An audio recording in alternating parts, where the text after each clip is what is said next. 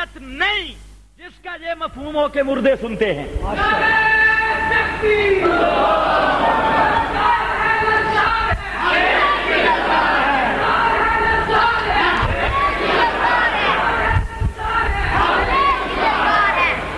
اب ذرا بات سمجھو، یہ لوگ عوام کو دھوکہ کیا دیتے ہیں؟ اشاعت التوحید والے قرآن پڑھتے ہیں اور معنی اپنا بیان کرتے ہیں. دھوکہ یہی ہوتا ہے، قرآن پڑھتے ہیں اور معنی، توجہ کر، معنی اپنا بیان کرتے ہیں. اور مولانا سرفراز صاحب نے لکھا ہے آسن الکلام کتاب کے اندر دوسرا باب جہاں سے شروع ہو رہا ہے اس کی ابتدا میں فرماتے ہیں کہ جس گروہ کے پاس اللہ کی کتاب ہوگی، قرآن مقدس ہوگا، اسی کا مسلک یقیناً حق ہوگا. اسی کا مسلک یقیناً حق ہوگا. اور پھر میں تو اہل سنت والجماعت سے ہوں اور بناسپتی اہل سنت نہیں، یہ ریڈیو والی اہل سنت نہیں کہ فلاں ٹانگے سے اترے اہل سنت سے خارج. الحمدللہ پکا حنفی اور اہل سنت والجماعت سے ہوں اور اشاعت التوحید و سنہ حقیقتاً ترجمان ہے اہل سنت والجماعت کی، علماء دیوبند کی. اس لیے میرا تو اصول ہے، میں بے اصولہ نہیں. قرآن مقدس کی تفسیر اور معنی کے 4 اصول ہیں. تمام علماء اہل سنت نے اس کی وضاحت کی اور آج کے تمام فرق اس کو تسلیم کرتے ہیں. حتیٰ کہ وہ قبر پرست بریلوی بھی اس بات کو مانتے ہیں. پیر میر علی شاہ نے اعلاء کلمۃ اللہ کتاب کے اندر اس کی وضاحت کی ہے. اسی طرح تمام اہل حدیث حضرات اپنے آپ کو کہلوانے والے وہ بھی مانتے ہیں.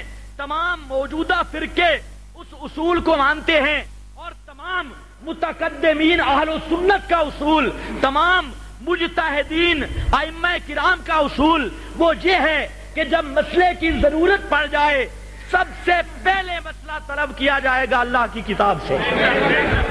پہلا قاضی اور فیصل رب کا قرآن ہوگا. اگر قرآن میں مسئلہ آ گیا دوسری طرف دیکھنے کی ضرورت نہیں. اگر قرآن میں مسئلہ نہیں ہے پھر پیارے پیغمبر کی حدیث ہے اور آپ کی سنت ہے. اگر سنت نے فیصلہ کر دیا تیسرا گھر کوئی نہیں. اور اگر سنت میں بھی فیصلہ نہیں پھر میرے نبی کے صحابہ جہاں کٹھے ہو گئے، اجماع امت ہے، وہاں پر میرے نبی کے صحابہ کرام کٹھے ہو گئے، وہ مسئلہ چلے گا. اور اگر اجماع امت بھی نہیں پھر میں مقلد ہوں امام اعظم امام ابو حنیفہ رحمت اللہ تعالی علیہ کا. پھر بات چلے گی امام ابو حنیفہ کی اور امام ابو حنیفہ کے شاگردان رشید جو مجتہد فی المذہب ہیں، امام محمد ہوں، امام ابو یوسف ہوں، امام ظفر ہوں، حسن بن زیاد ہوں. پھر ان کی بات چلے گی. میں تو اصول کا آدمی ہوں. ان 4 گھروں میں اگر کوئی مجھے قائل کرنا چاہے واللہ العظیم مجھ میں ذرا ضد موجود نہیں. ہم ماننے کے لیے تیار. اور پھر قرآن مقدس بھی اپنی طرف سے نہیں، قرآن کی تفسیر کے بھی 4 اصول ہیں. تفسیر القرآن بالقرآن، قرآن کی تفسیر قرآن سے، اور قرآن کی تفسیر بالحدیث. میرے پیارے پیغمبر جو شارع اول ہیں، مفسر اعظم ہیں قرآن مقدس کے، ان کی زبان مقدس سے. اور پھر میرے نبی کے گھر سے، اصحاب رسول سے تفسیر. اور اس کے بعد مجتہدین متقدمین اہل سنت کے مفسرین سے تفسیر آئے گی. ان اصولوں کے مطابق میرے دوستو قرآن مقدس کا پہلا ذرا فیصلہ سن لو. باقی باتیں بعد کی. اللہ رب العزت نے بڑے آسان انداز میں کہا کرتا ہوں کہ قرآن جٹا نو مسئلہ سمجھائے. کس نو مسئلہ سمجھایا؟ جاٹتے سمجھتے ہو نا. زمینداراں نو، عام کسان آدمی، زمیندار آدمی، مولویاں قرآن مسئلہ سمجھان دی ایڈی کوشش بھی نہیں کی تھی. کیونکہ مولوی ضد تیار بنے جہنم میں چلا ویسی مسئلہ نہیں مننا. اب ذرا انداز دیکھو، توجہ ہے. قرآن کہتا ہے ما یستوی العامی والبصیر، ماشاءاللہ ماشاءاللہ، اندھا اور دیکھنے والا برابر نہیں. بے شک بے شک. کسی کا اختلاف ہے؟ یہ بات کسی کو سمجھ نہیں آئی؟ مولوی روب ڈالتے ہیں جی قرآن تے اوکھا ہے سمجھ ہی نہیں آتا. میں نے کہا بالکل آپ کو آنے ہی نہیں. لا یمسہ الا ایک معنی کیا الا الموحدون اور مت سے مراد ہے فہم قرآن.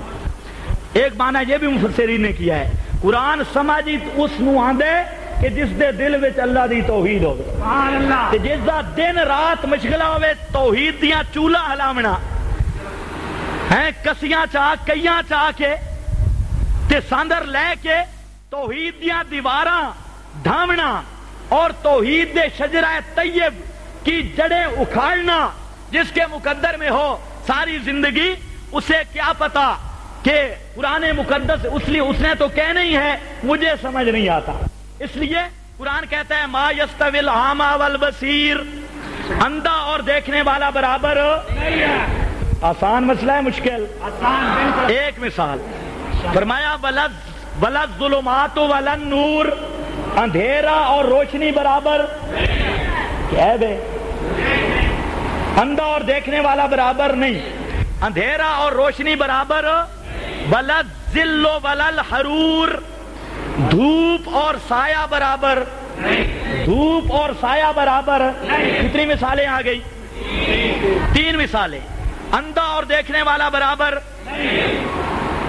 ظلمات اندھیرے اور نور روشنی برابر, دھوپ اور سایہ برابر. کتنی مثالیں ہیں؟ ان 3 مثالوں میں سے کوئی ایسی مثال ہو جو آپ کو سمجھ نہ آئی ہو؟ سارے بولو. اس کو یہاں رکھو.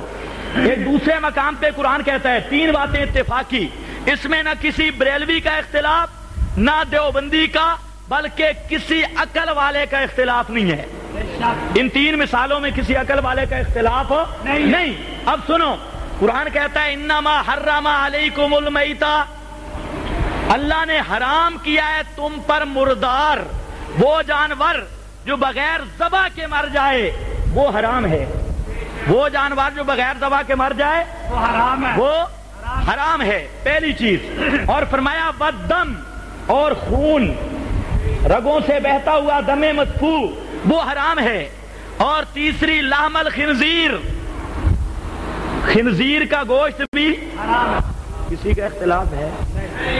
کوئی مولوی صاحب تعویل کردہ ہوئے کہ گوشت حرام ہے تے ہڈیاں نال گزارا کر گے نا, باہمن والا خون تے ٹھیک نہیں تے جڑا جمع ہو جائے.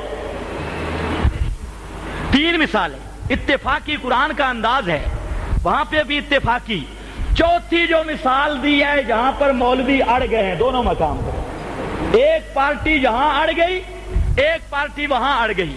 یہاں پر فرمایا مردار حرام, خون حرام, اور تیسری خنزیر کا گوشت حرام, اور فرمایا ان سے بڑا حرام ہے ما اہل بہ بغیر اللہ, جو اللہ کے نام کے علاوہ کسی اور کے تقرب کے لیے غیر اللہ کی نظر نیاز ہو. فرمایا یہ ترقی من الادنی الی الاعلی ہے, سب سے بڑا حرام خنزیر سے بھی بڑھ کے حرام ہے ما اہل بہ لغیر اللہ.